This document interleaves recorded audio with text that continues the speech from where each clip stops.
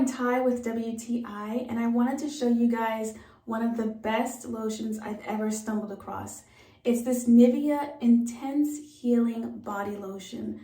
I love this lotion because it really moisturizes my skin, and I have really dry, really rough skin.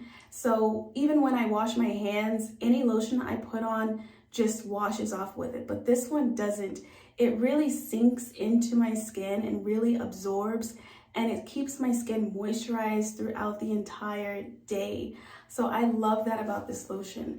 I'm gonna squirt some here and show you what it looks like. So it's just a thick, creamy consistency. And what I love about it is once you apply it and rub it in, it really makes your skin feel so soft.